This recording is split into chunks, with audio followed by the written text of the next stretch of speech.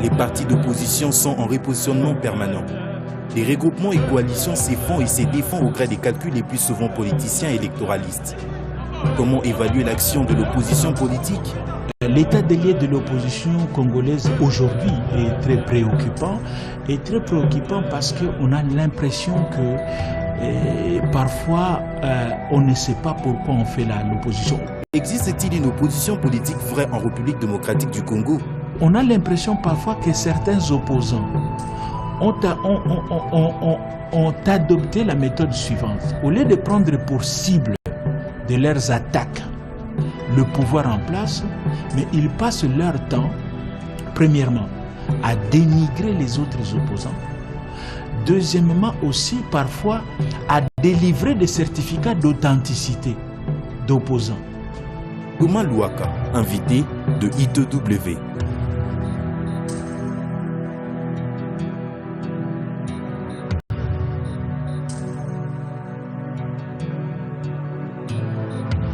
La loi portant statut de l'opposition aujourd'hui n'est pas mise en application du fait que il y a deux raisons valables. La première raison, c'est vrai que nous avons du mal, nous, au sein de l'opposition, de nous mettre d'accord sur un porte-parole, mais cela n'est pas un problème parce que cette loi qui organise l'opposition dit que si vous ne pouvez pas désigner quelqu'un par consensus, il faut aller au vote. Et c'est là que le deuxième problème qui se pose. Les votes du porte-parole de l'opposition est organisé par le bureau de l'Assemblée nationale et le bureau du Sénat. Donc c'est les deux présidents qui doivent convoquer cette plénière chargée de désigner par consensus ou par vote les porte-parole de l'opposition. Et jusqu'aujourd'hui, cette plénière de l'opposition n'a jamais été convoquée par le président de deux assemblées du Parlement. Moi je suis optimiste. Nous devons apprendre d'abord à élaborer les principes impersonnels et puis les personnes on les désigne après. Je crois qu'à l'issue du dialogue intercongolais, nous avions signé l'accord global et inclusif. Et aujourd'hui, si un accord peut être dégagé entre nous, il ne restera plus que la question de personnes. Et cette question n'est pas difficile pour autant que chacun de nous accepte l'autre et accepte de venir se mettre autour de la table pour que, dans l'amour, dans l'humilité, comme nous avons toujours dit, nous puissions nous mettre d'accord sur un candidat commun de l'opposition. Je pense qu'en toute responsabilité, nous pouvons, nous, au niveau de l'opposition, nous organiser et désigner quelqu'un. Mais il faut reconnaître aussi qu'aujourd'hui, dans les contextes actuels, la majorité ou le pouvoir en place n'a aucun intérêt. Unité au sein de l'opposition, parce que qui dit unité dit efficacité. Nous avons plusieurs candidats porte-parole au niveau de l'opposition. Ce n'est pas un péché ou ce n'est pas quelque chose d'extraordinaire. Nous sommes au Congo. Vous savez, il y a une culture qui règne dans notre pays qu'on appelle en lingala la culture de la chance et l'okopamba. Donc chacun veut, se disant qu'on ne sait jamais, avec un peu de chance, ça passera. Mais il appartient maintenant entre nous opposants de voir qui a le meilleur profil pour pouvoir défendre cette opposition. Mais là aussi, si vous permettez, il y a une difficulté inhérente à la rédaction même de la loi. Voici la difficulté en question. Quelle est la nature du porte-parole? Est-ce que le porte-parole, comme son nom l'indique, c'est quelqu'un, après une réunion de l'opposition, il fait les comptes rendus de ce qui a été discuté, décidé par cette assemblée de l'opposition, ou le porte-parole est le chef de l'opposition? Voilà ces deux conceptions qu'on trouve contradictoires qui sont dans la loi, parce que la loi parle du porte-parole, alors que les projets de ces lois nous parlaient du chef de file. On a sciemment enlevé le type de chef de file pour mettre porte-parole. Mais lorsqu'on prend cette appellation porte-parole, la loi lui reconnaît les statuts de ministre d'État, c'est-à-dire un statut très élevé. En réalité, ce qui fait que beaucoup de nos compatriotes ou de nos amis, de nos camarades de l'opposition qui veulent se positionner, ils veulent devenir le chef de file de l'opposition, alors que pour nous, en ce qui concerne mon parti politique par exemple, nous considérons que la bataille ne devait pas être aussi rude parce que ce n'est qu'un porte-parole. Celui qui est porte-parole de l'opposition n'est pas nécessairement le chef de l'opposition. Mais tant qu'on n'aura pas réglé ces problèmes entre nous, on aura toujours des difficultés. Les quelques candidatures sérieuses que j'ai entendues, il y avait le président de l'UNC, M. Vital Kamerhe, s'est targuant de son statut de candidat perdant à l'élection présidentielle. Il dit: j'ai été 3e aux élections présidentielles, donc d'office, je devrais être le chef de file de l'opposition, étant donné que le président Tshisekedi, qui a été 2e à ces élections, est hors jeu parce qu'il ne reconnaît pas les institutions. Ça, c'est l'argument du président Kamerhe. Il y a un autre candidat qui est apparu, c'est l'honorable Sami Badibanga, avec comme argument: je suis le président du groupe parlementaire le plus important au niveau de l'Assemblée nationale, donc de fait, c'est moi qui devrais avoir cette prétention de conduire l'opposition. Et le 3e candidat, c'est moi-même, votre humble serviteur, avec l'argument suivant: les MLC est le parti politique, le premier parti politique d'opposition en termes d'importance numérique, puisque l'UDPS n'ayant pas accepté d'être dans les institutions, donc c'est le MLC qui vient après l'UDPS. Donc le MLC devrait avoir cette prétention. C'est une tare, c'est un handicap pour la consolidation de la démocratie. Aujourd'hui, on dénombre au ministère de l'Intérieur à peu près 450 partis politiques et parfois vous avez des plateformes conjoncturelles, des gens qui se regroupent sur un sujet déterminé et 3 mois après, la plateforme disparaît. Donc je pense qu'il est très important, nous de l'opposition, si nous voulons réellement assurer et espérer une alternance politique dans ces pays, de nous mettre ensemble. Mais vous savez que mon parti politique, le MLC, a plaidé pour une candidature commune aux élections de 2011 et nous sommes allés même jusqu'à sanctionner un cadre du MLC qui s'était porté candidat en dehors du schéma du parti, parce que justement nous avons considéré que la multiplication des candidatures présidentielles nous fragilisait. Malheureusement, notre appel à la raison n'a pas été entendu par les autres et il est arrivé ce qu'il est arrivé. Mais justement, pour pouvoir éviter cela, nous espérons que pour les prochaines élections présidentielles en 2016, l'opposition, nous arriverons maintenant à profiter de l'expérience malheureuse du passé pour aligner cette fois-ci un seul candidat pour toute l'opposition, parce que je suis convaincu que la majorité aussi présentera un seul candidat. En Grande-Bretagne, le chef de file de l'opposition a un statut, et dans d'autres pays, au Bénin, les porte-parole de l'opposition existent. Ce n'est pas l'argent de la majorité, ce n'est pas les statuts que lui accorde la majorité, c'est la loi, la constitution qui lui reconnaît ces statuts. Donc, il est indépendant. Ce n'est pas parce que le fait qu'il a un statut particulier, on met à sa disposition un véhicule, par exemple, qu'il devienne dépendant. Sinon, nous ne dirons plus que la CENI aujourd'hui, la Commission électorale nationale indépendante, est indépendante parce qu'elle bénéficie du financement de la part du gouvernement.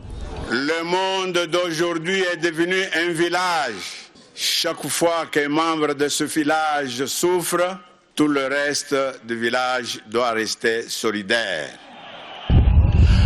L'état des lieux de l'opposition congolaise aujourd'hui est très préoccupant.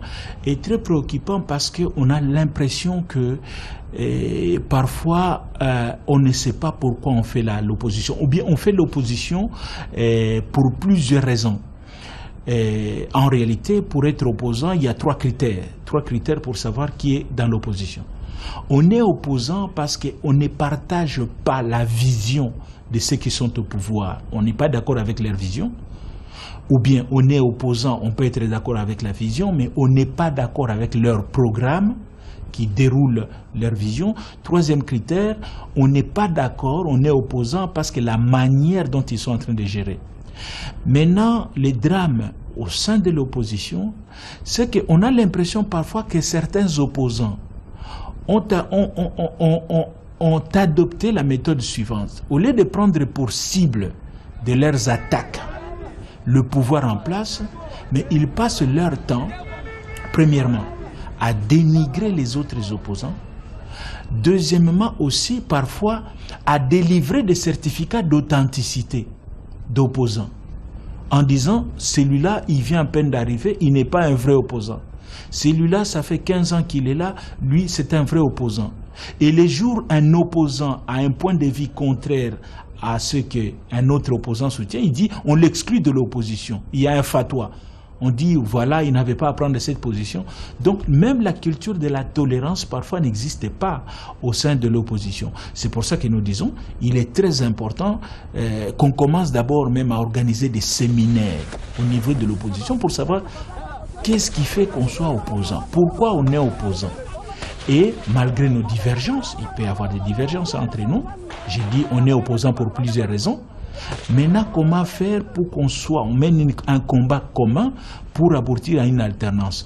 Tant qu'il n'y a pas cette cohésion au niveau de l'opposition, la majorité risque de se pérenniser au pouvoir. J'ai de l'espoir parce que j'ai l'impression qu'avec le temps, il y a une certaine maturité qui commence à apparaître au niveau de cette opposition. Il y a de jeunes opposants qui arrivent avec un nouvel esprit, un esprit assez moderne, et parce que vous savez, chez nous, les gens parfois comptent, c'est peut-être la culture de la transition mobussienne, de la CNS. Les gens pensent que pour être un vrai opposant, et parfois ils ont contaminé même notre population avec cet état d'esprit. Les vrais opposants, ou l'homme le plus populaire pour devenir aujourd'hui populaire à Kinshasa, à la limite, il faut être mal élevé. Il faut insulter les autorités en place, il faut les vilipender. On dit voilà un vrai opposant. Mais celui qui dénonce les mots, la mégestion du pouvoir en restant poli, on considère qu'il n'est pas très net. Alors maintenant, il faudrait qu'on éduque la population. On est opposant dans les idées, et pas d'attaque personnelle, pas d'insultes. On veut juste qu'il y ait un débat d'idées, mais cette culture-là nous gangrène un peu, ce que j'ai dit. La culture de la conférence nationale gangrène un peu. Et puis l'opposition, on ne peut être opposant que lorsqu'on est radical. Vous savez, il y a des scènes, assez rapidement je vais vous raconter ça, il y a eu des scènes pendant la campagne où un camarade m'a raconté, il était dans son fief à l'Équateur, où il menait campagne, et pendant qu'il était dans la grande avenue, l'avenue principale de cette localité, son adversaire politique de la majorité venait. Ils se sont rencontrés, les deux cortèges se sont rencontrés. Bon, c'est des gens bien élevés, ils se sont arrêtés, ils se sont salués, ils ont changé un peu. Mais il dit, je n'aurais pas dû faire ça. Parce que la population considérait qu'on est tous en connivence, on se parle, alors que pour la population, être opposant, c'est à la limite être ennemi, n'est pas adresser la parole aux autres. Donc voilà, nous avons besoin de cette nouvelle culture, la démocratie moderne, mais ça tarde à venir, mais je garde espoir, parce que je vous ai dit, il y a maintenant des gens qui commencent à comprendre, lorsque vous entendez un ancien opposant comme Joseph Olengankoi faire un point de presse où il dit que non, j'arrête les insultes. Et maintenant, on va faire une opposition responsable et tout. Ça me donne de l'espoir, ça veut dire que les choses changent. Les gens qui disent qu'il n'y a pas d'opposition idéologique au Congo se trompent parce que, comme je l'ai dit, je vous l'ai dit, les MLC par exemple et nous sommes un parti libéral, alors qu'un parti politique comme les Palou, c'est un parti de gauche, pour ne pas dire d'extrême gauche. Les PPRD aujourd'hui est affiché parti de gauche parce que, peut-être les gens ne le savent pas, les PPRD est allié au Parti communiste chinois. Hein, ce sont des partenaires. Mais il est vrai qu'aujourd'hui, dans les fonctionnements, pas seulement de l'opposition, même de la majorité, vous avez au sein de l'AMP des partis de gauche et de droite. Parfois, on se pose la question, quel est le dénominateur commun de cette plateforme? Et le dénominateur commun de l'AMP, c'est le fait de soutenir Joseph Kabila. Mais sur le plan idéologique, parfois, ils sont aux antipodes. Les mêmes phénomènes aussi se retrouvent chez nous. Mais lorsque nous allons quitter les débats des personnes, les attaques personnelles, il faut maintenant amener les débats sur le plan des idées. Et ça, c'est un travail que nous, MLC, nous sommes en train de faire pour que l'opposition puisse atteindre une certaine maturité politique où on parle des idées et on ne parle pas des hommes. La grande différence qu'il y a entre nos partis politiques congolais et les grands partis politiques des vieilles démocraties, c'est la conception même de la démocratie. Premièrement, les partis politiques, surtout au Congo, en général, fonctionnent sur les principes de l'armée américaine. Voici les principes qui animent l'armée américaine. Nous protégeons, nous défendons la démocratie, mais nous ne l'appliquons pas. On a l'impression que ces principes s'appliquent aussi dans nos partis politiques, où tous les partis politiques vont vous dire que nous sommes pour la démocratie, mais lorsque vous prenez des jumelles, vous essayez de regarder d'un peu plus près les fonctionnements de la plupart de ces partis politiques, ce ne sont pas des partis politiques démocratiques. Souvent, la plupart de ces partis politiques est ce qu'on peut qualifier des fan clubs du président fondateur. Parce que c'est le président fondateur qui paye la permanence. Le président fondateur, il fait tout avec son argent. Maintenant, lorsqu'il y a des dividendes, c'est tout à fait normal que le monsieur se retrouve récompensé, les membres de sa propre famille biologique. Donc, il y a un problème d'abord de conception de la démocratie, fonctionnement démocratique au sein des partis politiques. Vous savez, le président Thabo Mbeki, comment il a quitté les pouvoirs? Parce que tout simplement, il a été président de la République, mais il a été désavoué au sein de son parti politique, l'ANC.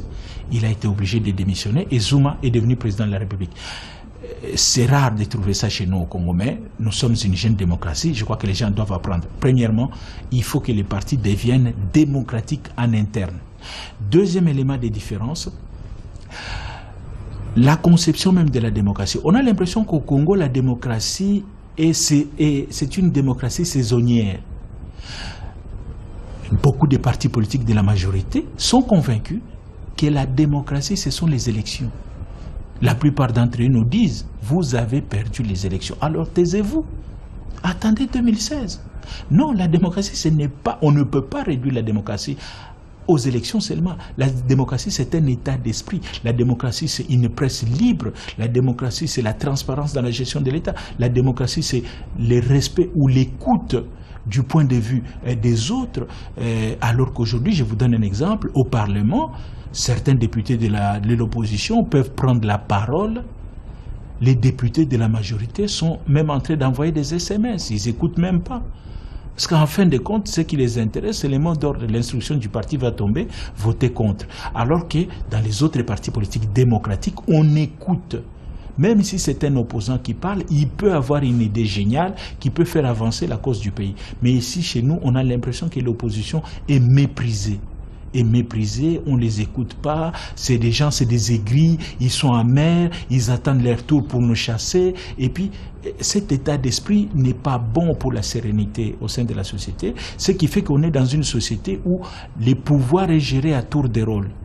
Certains opposants aujourd'hui sont là en disant, nous attendons notre tour.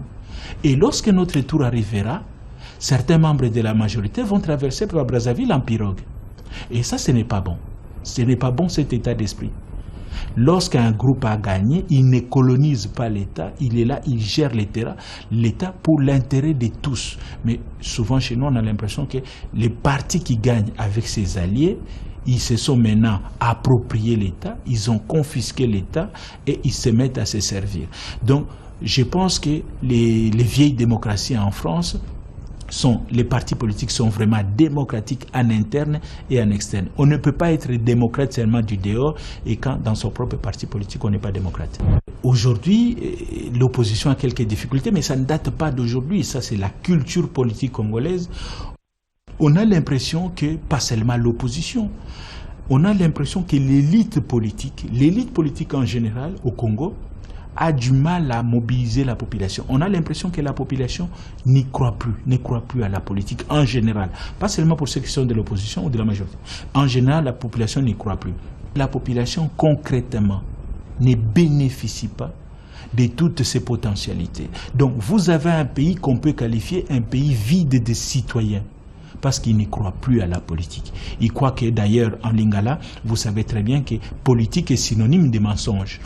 Il faudrait maintenant, nous, la classe politique, nous devons réapprendre à notre population à s'impliquer dans la politique, à avoir confiance dans la politique, parce que sinon nous allons continuer à évoluer comme ça. Il y a l'élite politique d'un côté et puis il y a la masse de l'autre, et nous marchons de manière parallèle et on ne pourra pas atteindre le développement.